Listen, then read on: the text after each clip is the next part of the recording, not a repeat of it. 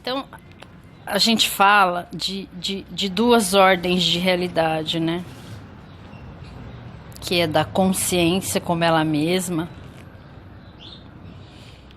como aquilo que ela é, e aquilo que ela é apenas consciência, seria a percepção de tudo, mas não confunda a percepção com a percepção física. Veja que quando você sente dor, algo em você percebe.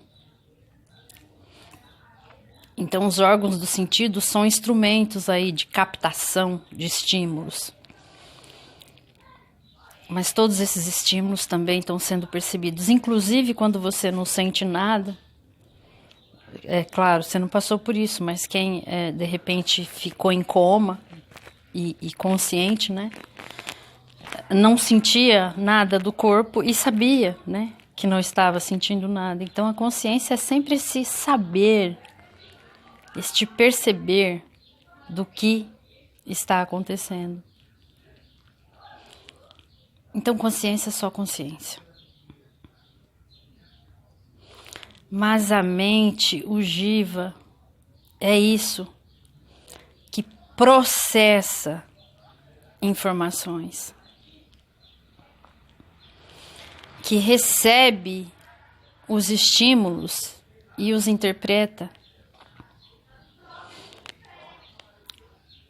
Muitas vezes você acorda angustiado, sem nenhuma razão aparente. Não aconteceu nada no dia anterior. Não existe nenhum motivo para você acordar assim entristecido. Então, o que a sua mente faz? Ela percebe essa sensação. Porque a mente é uma percebedora, ok? A consciência tá ali, grudadinho nela. E ela se põe a analisar, a refletir. Por que eu estou triste?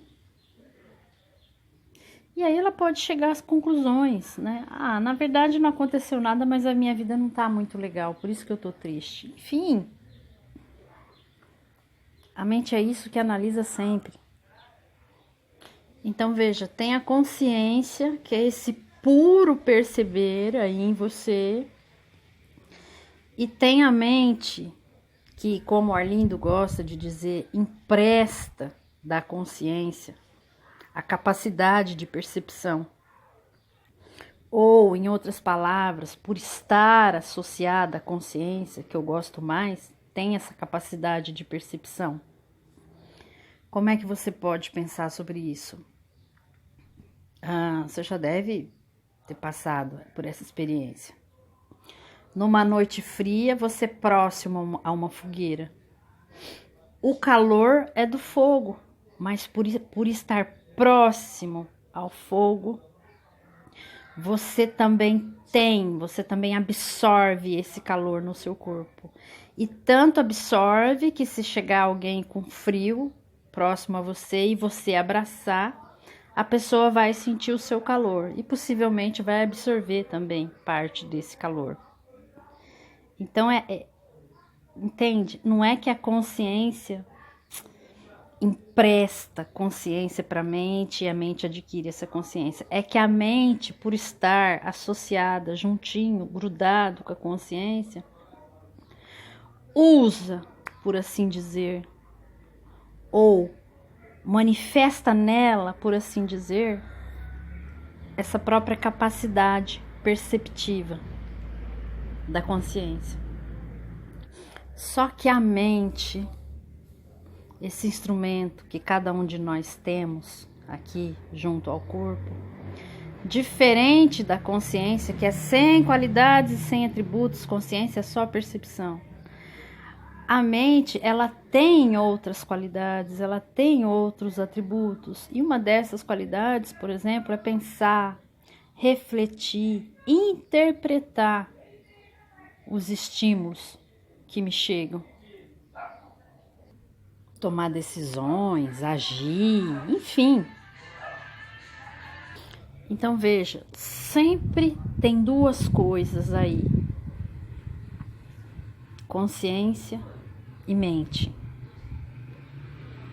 Elas estão juntas, associadas, entretanto, funcionando separadas, cada uma mantendo a sua própria natureza. Bom, e aí, o que acontece quando você se descobre, se reconhece consciência? A mente se transforma. Porque veja, a consciência é só consciência, certo? É pura percepção. E ainda assim, quando a gente fala de pura percepção, é um pouco pobre. É muito pobre para descrever. Mas, por falta de palavras e pelas concessões dualísticas de linguagem que a gente tem que fazer para tentar chegar a isso, né? Vamos dizer que a consciência é só consciência, pura percepção.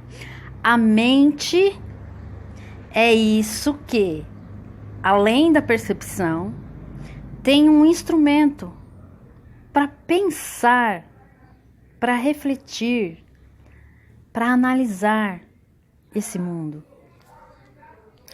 É ela, é a mente aí que se descobre consciência. Não é a consciência que se descobre consciência, ela já é consciência. Lembra que eu falei? A consciência, ela é só consciência, então ela não está procurando nada, ela não está, né? Ela é só luz. É a mente iluminada desde sempre por essa luz que, ao voltar-se, ao buscar-se, ao investigar sobre a sua própria origem, acaba, enfim, como os neos gostam de colocar, voltando o olhar para dentro e descobrindo essa luz que esteve aí sempre presente. Que, né, muitos vão dar o nome de testemunha, observador, pura presença, e aí vai. Já notou que tudo que é indefinível tem muito nome? Justamente porque não tem nenhum nome que consiga expressar aquilo. Falar da unidade na dualidade é foda. Por isso que tem tanto mal entendido no meio espiritual. Mas aí vamos lá, voltando. É a mente que se descobre consciência. E ao se descobrir consciência, quando a mente, né, olha para dentro e fala: nossa, em realidade é isso aqui que eu sou. Porque agora eu tô percebendo que eu sempre me observei. Eu sempre observei os pensamentos que passavam aqui, as minhas análises, as minhas críticas, as minhas sensações, os meus sentimentos, as minhas transformações. Então, ao se dar conta desta outra presença ali junto com ela, disso que é anterior a ela e a originou, a mente se transforma. Então, o que acontece? Surge um novo eu, surge um novo ego. Por isso que eu falei nas nossas conversas lá que o ego, ele nunca morre, ele não desaparece. Não tem como o ego desaparecer. O que desaparece, o que se dissolve, por assim dizer, era aquela velha estrutura ao qual o antigo ego estava constituído. Estava embasado, estava se referenciando, né? Que eram determinadas crenças, ideias, condicionamentos, apegos, etc. Então, com esse reconhecimento, surge um novo eu. Só que agora um eu realmente, de verdade, consciente. Surge um eu consciente. Antes havia um eu ego, né? Consciente também. Mas consciente no modo robotizado. Porque um cachorro, uma galinha, um passarinho, todos eles têm consciência, eles são conscientes. Mas como que a consciência funciona ali neles? É totalmente limitada pelo aparato, pelo instrumento do animal. Funciona enquadrada dentro daquele programinha básico, dentro dos instintos. E qual era o programa básico do ser humano? Além de seus próprios instintos, né, que nós também somos animais, não podemos esquecer disso. O programinha dos condicionamentos. As ideias, as crenças, as verdades, vamos por verdades entre aspas, herdadas da família, da cultura, do momento histórico. Aí a consciência funcionava aí dentro desse enquadre. Então, nossa, como psicóloga, né, eu lido com tanta gente, eu vejo isso tão, meu Deus, tão claro e gritante. Então, a mulher tem lá um condicionamentozinho que foi passado para ela, né, que ela acredita, e ela opera dentro, então, desse conjunto de condicionamentos, né, de que assim, o objetivo da vida da mulher é casar, ter filhos e ser muito feliz no amor. Enfim, lógico, hoje tá mudando, né, umas aí com essa questão do feminismo querem mais ir na contramão disso tudo aí cria-se uma outra ideia de verdade, um outro condicionamento. Não, a mulher ela tem que ser autônoma, autossuficiente e ter muitos namorados. Enfim. E por aí vai, né? Nem vou ficar trazendo exemplo aqui, senão esse áudio vai ficar muito longo. Mas aí o que acontece? Com o surgimento deste eu consciente, este novo ego passa a atuar na vida, no mundo, agora não mais preso nas caixinhas herdadas. Ele agora vê as ideias, as crenças, o funcionamento de sua própria mente. Ele agora não problematiza apenas o mundo, entende? Ele problematiza também as ideias, os referenciais a partir dos quais ele problematizava o mundo. Então, é como se esse novo eu agora olhasse para si mesmo como se ele fosse uma terceira pessoa, né? Wanda aqui não olha aí para Rafael e aponta algumas coisas. Então, agora é Wanda olhando para Wanda mesmo e vendo como Wanda funciona. Então, é um eu consciente. Um eu diria, porque isso é muito presente aqui em mim, né? Que passa a funcionar duvidando também das próprias certezas de sua mente, pois sabe que em Mítia tudo está fadado à mudança. Portanto, não existe em nada aqui, em nenhuma ideia, em nenhum conceito, em nenhuma verdade, uma substancialidade que torne aquilo eterno e, portanto, com um fundamento de verdade que se sustente, se mantenha, apesar de todas as mudanças que possam vir a acontecer, entende? Então você passa a ver o mundo como essa coisa fluida, que constantemente está se transformando. E por isso,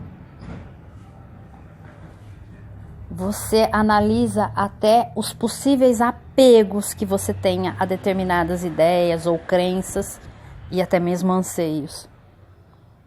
Então se trata de um eu absolutamente consciente. Mas quando eu digo um eu consciente, veja bem, não se trata de um eu onisciente. Onisciente, né, na concepção do Vedanta, seria Ishvara, ou seja, ou Deus. Então, Ishvara sabe tudo. Eu não. Você também não. Por mais consciente que nós atuemos no mundo. Então, muitas vezes, numa conclusão em relação a alguma coisa, uma crença, enfim, a gente nos dá o benefício, o presente da dúvida, para que não sejamos nem desonestos conosco e nem com o outro.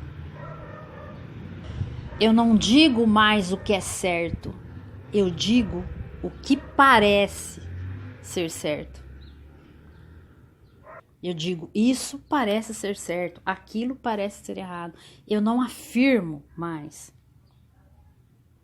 Entende? Mas isso assim, pra mim, né? É lógico que não, numa conversa com as pessoas, né? Sobre alguma situação, eu não vou falar, eu acho que isso parece certo. Não, já falo, não, acho que isso que é certo fazer e tal. Mas assim, por dentro eu tenho, né?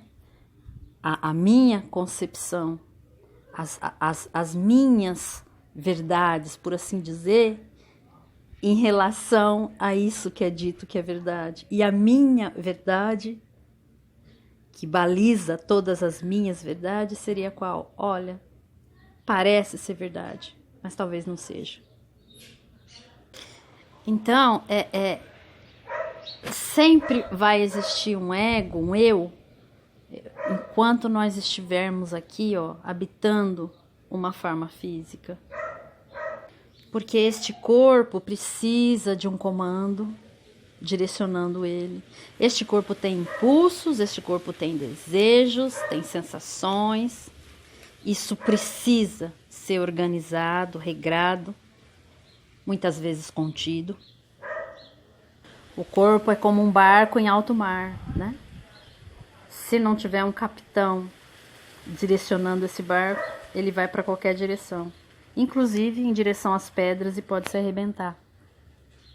E sem um comandante, este barco pode arrebentar outros barcos também. Então, nós precisamos de um eu para organizar, para comandar, para interagir, para agir no mundo. Então, o ego, o eu, nunca desaparece, nem mesmo após a iluminação. Ele se transforma. E justamente por ele não ser onisciente, muita compaixão para com esse eu quando ele errar, enfim, fizer coisas erradas, porque o erro faz parte da vida. É através do erro que a gente enxerga o acerto.